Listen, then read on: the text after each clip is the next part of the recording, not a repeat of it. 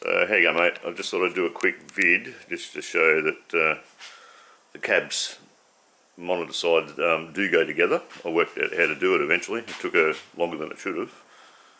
But anyway, it's all apart. That's the two bike sections, which are on casters. They don't have any wind-up legs on these.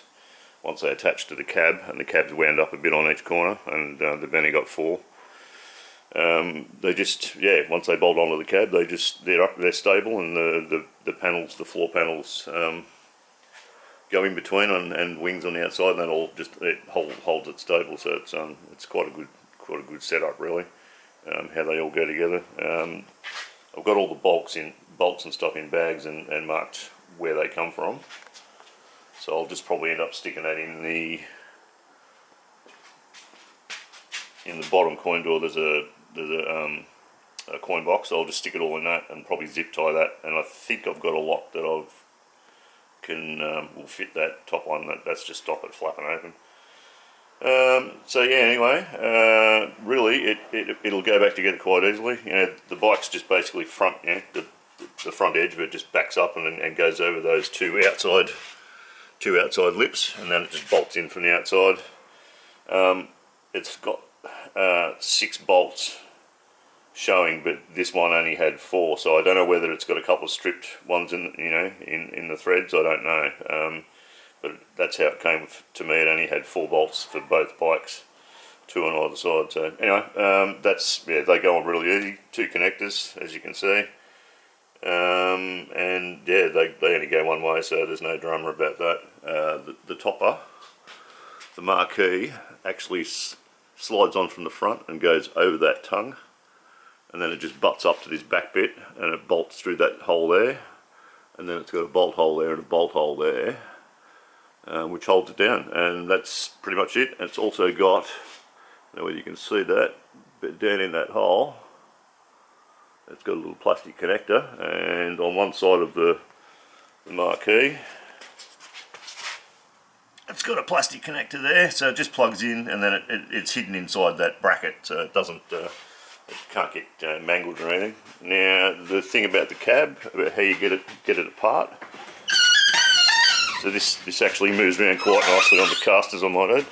So what you do is you take off this side panel, which is where your game board is, and that's, yeah, the panel does actually have a coin, like a lock in it, but neither of these came with locks, so they're just got a screw on the top on both sides that holds it in there.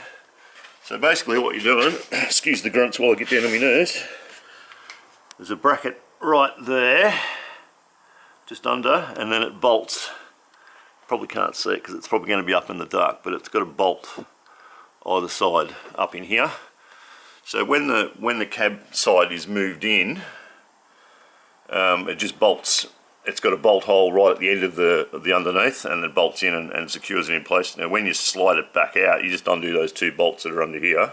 You don't have to worry about the ones on the cab itself, but you just do the 2 top ones, and then the whole thing will just slide back towards you.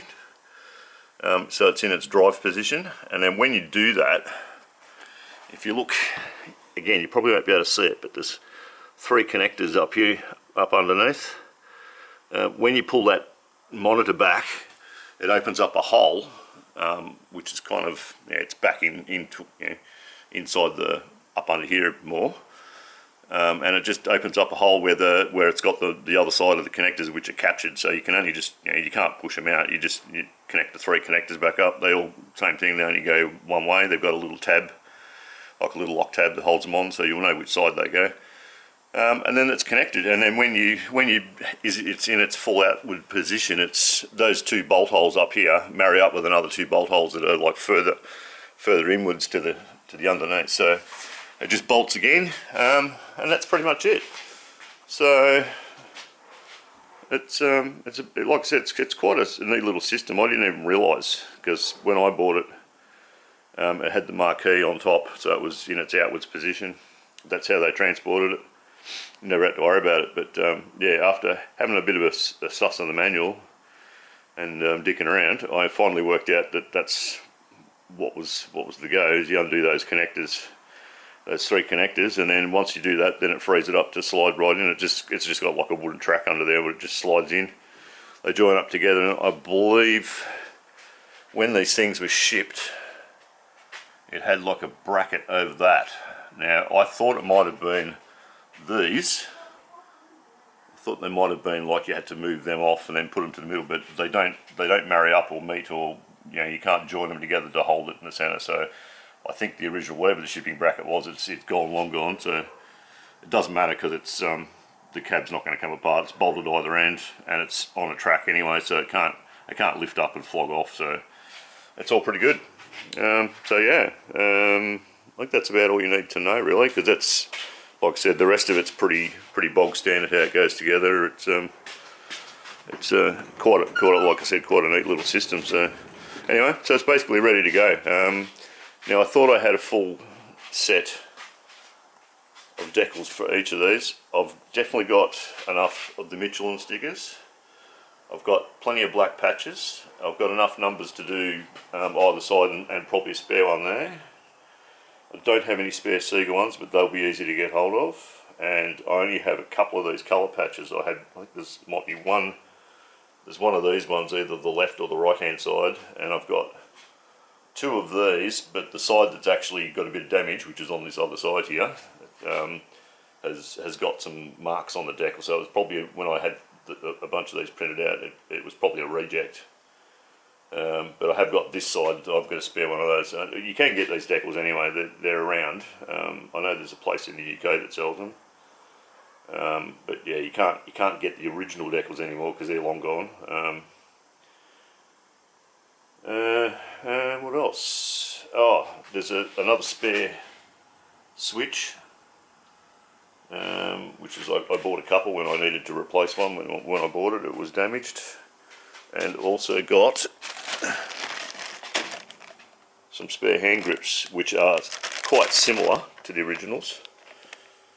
They're quite similar, and I think they don't look as thick in the grip, but I'm pretty sure that the centre part that they slide onto, the bar itself, is actually the right diameter. But anyway, I'll include those because they're no good to me for anything else. So yeah, pretty much it. The map in the middle, once you get the monitor apart, that's pretty basic. It just has 2 bolts either side. It bolts into the inside of the cab, which you can't see at the moment because it's together, and then it's just got 2 screws that go into the centre of the cab down below, and then that goes on. These floor panels basically just lie on, and they've got a groove. Got a groove in either side of the bike, so they just sit into those grooves, and then they lock in place with brackets that go across the front. So on the back of the machine that I'm looking at now, the back of the bike, it has 2 big brackets, a left and a right one, and then on the front it's got a little short one on the front left, which is covers that side wing. It's got one middle one, and then it has another one on the other wing. But they probably don't matter, but I've actually labelled them with some tape, so you know which one came from where. But it probably won't matter anyway, because yeah, they're probably universal. Alrighty. Anyway, I'll hear from you soon. Ciao.